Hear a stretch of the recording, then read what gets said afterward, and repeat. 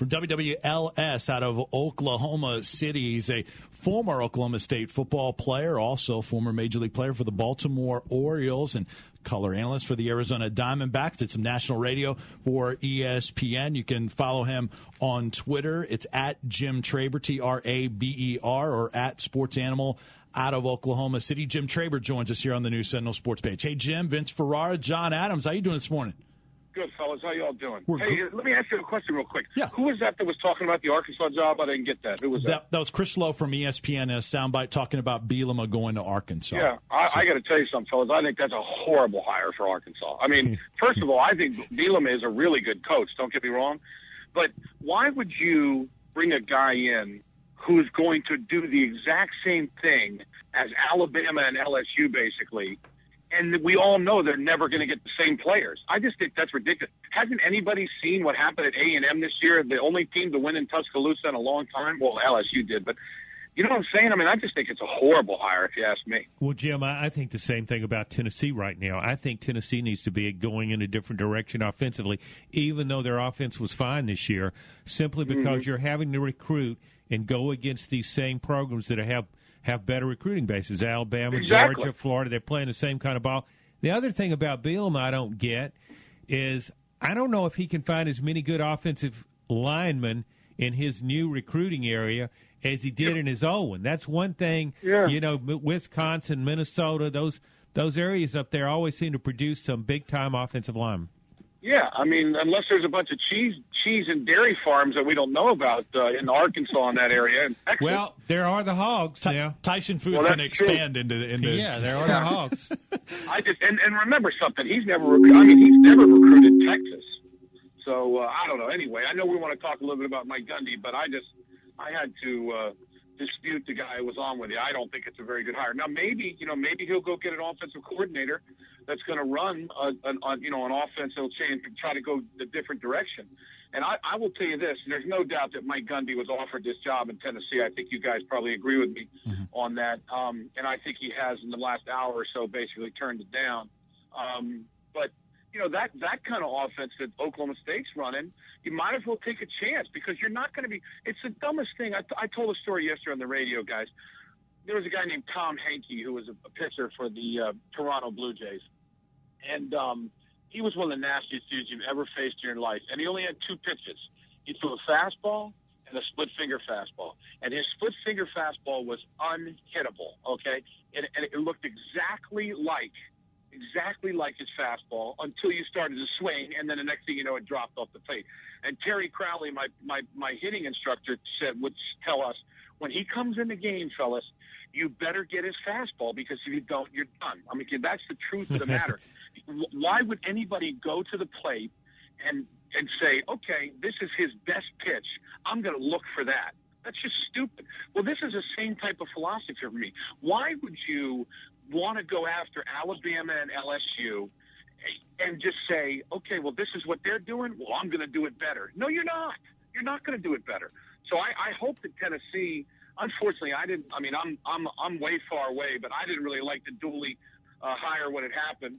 You know, his father recruited my brother. He was in my house literally 6 or 7 times a long, long time ago in the early 70s, and I loved his father, but just because your father's good. I mean, my father was an engineer. That doesn't mean I can go out and be an engineer, you know? Yep. No, and that is what a lot of people felt from the get-go on Derek Dooley, and then late. His father, very classy, but Derek Dooley, losing record, and then the results haven't been there. Jim Traber from WWLS out of Oklahoma City joining us, talking about Mike Gundy. Why do you think, Jim, if that's true in the last hour, that Mike Gundy has turned down the Tennessee job, why do you think that is?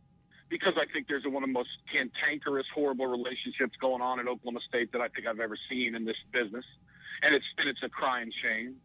I mean, you've got a situation at OSU right now where Mike Gundy, who is becoming the best coach in the history of the school, is doing a tremendous job.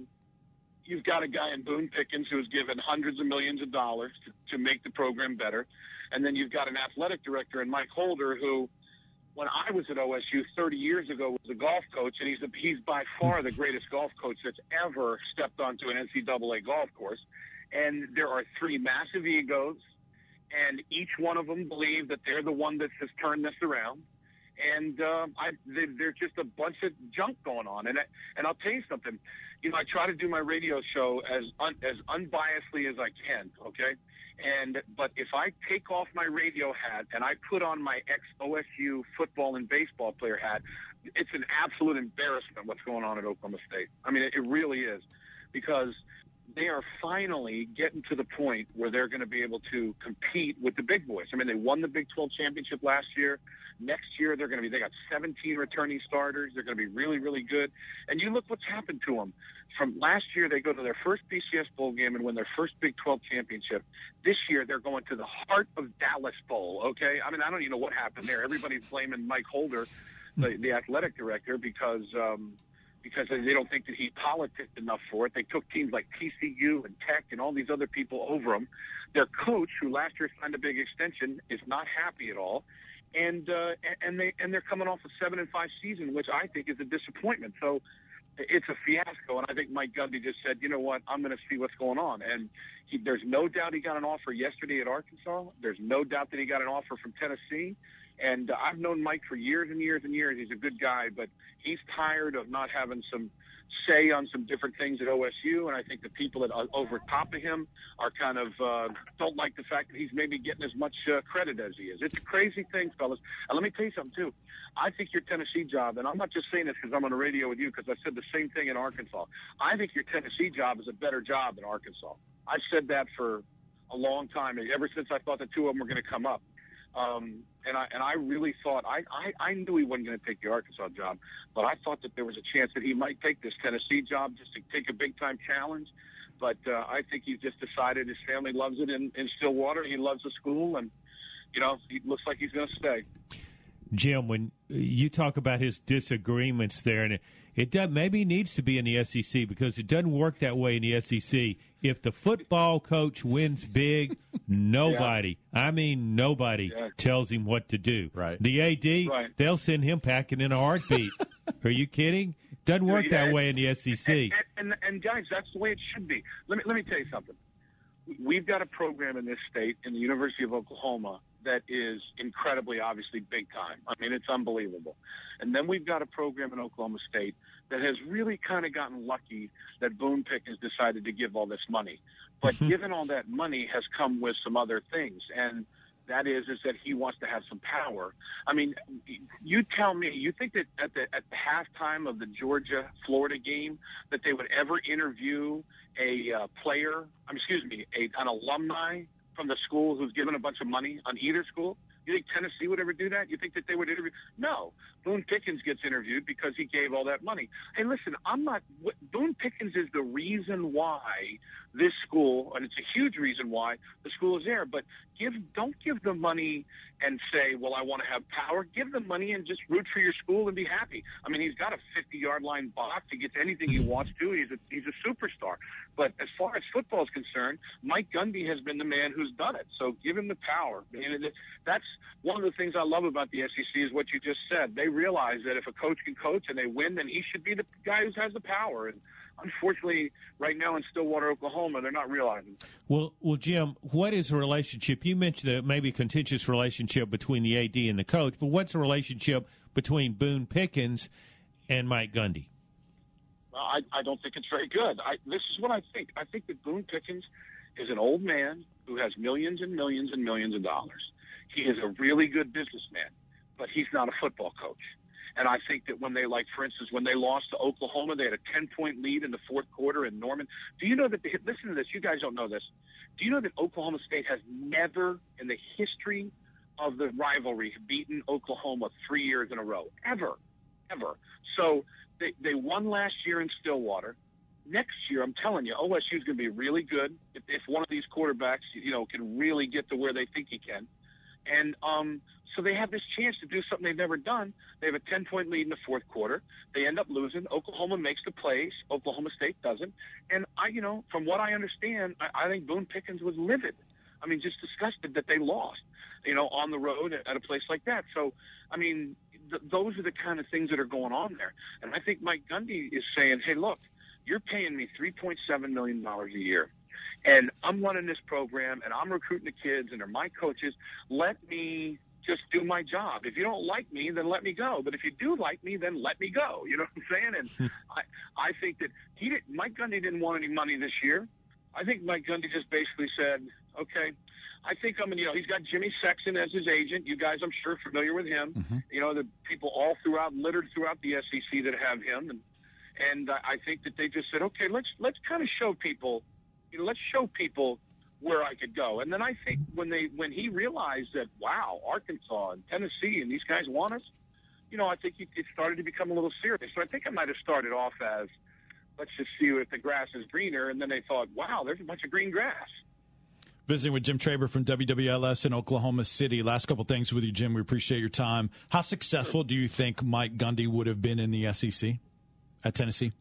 It's a tough question, man, because you got so many programs, that you're going against. I do know this. I've known Mike since he was a kid, and he's a good football coach. He's a good communicator. He would fit into the South. The interesting thing would be, with all his ties in the Houston area and the Dallas area, would he have been able to bring those kids in to Knoxville, Tennessee? If the answer is yes, then they would have brought in the offense that they have now. Unfortunately, he would have to get another defensive coordinator because they don't play very good defense. But it's a different league because you got to go against these crazy offenses in the Big 12. So, I think that if Mike Gundy would have come to Tennessee, I think within 3 years they would have been fighting for the East. Now, do I think that he comes in there and does what Bob Stoops and Tressel and some of these, again, Urban Meyer, win a national championship in their second year? No, because you got all those powerhouses all around them. I don't think anybody's going to do that at Tennessee. But I do think Mike Gundy would be successful wherever he would have been. Have you heard if Tennessee, when this all started, if Tennessee reached out or gauged Bob Stoops' interest, one, and then two, what would you do if you're Tennessee and you've just been turned down by Charlie Strong, Mike Gundy, Charlie Strong? They're working on potentially, according to reports, a new deal there. But if it's not Strong, not Gundy, what would you do if you're Tennessee? Well, first of all, I'll give you a little bit of point that'll really, really help you guys, and I'm not trying to teach you or act like I'm any better than you. Mm-hmm. Any single time you hear Bob Stoops' name for a job, just say it's not happening, all right? He's not going anywhere, all right? Yeah. They just built a $10 million house, all right? His kids love it here. Bob Stoops is staying at the University of Oklahoma unless there's a pro job. So that if you ever hear his name, I don't care if it's Alabama, because remember something. Even though I tell people around here all the time, Alabama is much better than OU right now. I think if Alabama and OU would have played each other, I think Alabama beats them. But they're all, any move that Bob Stoops can make in college football, it's a lateral move, guys. At best, there's no job that's better than OU. And remember something, guys. I played at OSU. I'm not some OU homer. I'm just telling you, it's at the top. As far as Tennessee's job is concerned, it's a little bit, and I hope I don't make anybody mad there, but it's a little bit embarrassing that both Charlie Strong and Mike Gundy turned this job down, because I think the day has come where even a job as good as Tennessee is a job where people are going to use it for their benefit. And that's kind of sad to me, because I would think that Tennessee is one of those jobs that, boy, Louisville, Oklahoma State, boom, you would go in a heartbeat. So I don't know the actual guy. I mean, I wish I had a name. I know that they wanted to at least talk to Jimbo Fisher, and I heard from a really reliable source that Jimbo Fisher just kind of didn't even want the interview, because I would say that Florida State and Tennessee is probably a lateral move too. But I think it's a really, really good job, but they've got to figure out what they want to do. They got to get an identity, and they better get it quick too, because, I will tell you this. When Spurrier decides to leave South Carolina, I think that job probably goes back down. But, everybody wants to rip Mark Richt, and all he does is win. It's pretty obvious that Muschamp is doing a really solid job. I don't think Mark Stoops is going to do a whole bunch, but Franklin's doing a nice job, as you guys know, at Vanderbilt. So this is a huge, this is the same hire, in my opinion, that OU had with Bob Stoops 13 years ago for Tennessee. It's either going to be a home run, or this program could really, in my opinion, just become less than it is now. And I'm telling you, I'm the guy. I think Tennessee is a great job. I really do. I think it's a great job. Matter of fact, I argue with people around here about that. because some of them just think, it's a long ways away from Team Martin and all that other stuff. Sure it is. But I'm telling you, OU was a long ways away from Barry Switzer, and he won a national championship in his second year. So this is a huge hire. I would go after a dude that obviously is not going to go three yards in a cloud of dust, and I would try to figure out something that's going to bring some excitement and throw the ball around the field. If Mike Gundy has definitely said no, like we all think he has, I would not go away from the offense that they're running. I would look at the possibility of a Dana Holgerson guy, or a Mike Leach kind of guy. And if he isn't my head coach, I certainly would make him my offensive coordinator, because this offense, guys, I'm telling you, it's unstoppable. I mean, when I say that, can Alabama stop it if they have better athletes? Sure they can. But if you're playing a team that you have similar athletes to, you're not stopping this offense. It is. I wish I could have run this offense. It's an amazing offense to run, and I think it'll work in the SEC. Now, will they score 50 points? No, but if you can get, I think teams should look what it's a similar what A&M did, and look what A&M did at Tuscaloosa. That's Jim Traber from our sister station, WWLS, also the sports animal in Oklahoma City, with some insight on Mike Gundy, who has, according to reports, turned down Tennessee and will stay at Oklahoma State. Jim, really appreciate your insights. Thanks so much. Let us know if there's ever anything we can do for you out there. Okay. Hey, thanks a lot, fellas. Anytime. Thanks, Jim. That is Jim Traber, WWLS out of Oklahoma City.